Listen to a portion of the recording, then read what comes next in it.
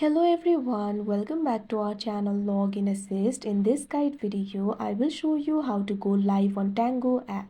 First of all, what you have to do is launch open Tango application. Make sure you're logged into your account. Initially, you'll be led to this kind of interface. So if you want to go live, it is actually very simple. Simply tap on the live button that you can see at the bottom of your screen.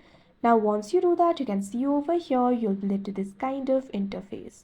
Before going live, you'll be able to find various options over here. You'll be able to find the icon for mask, share, gear icon, etc. You can simply adjust the settings before going live.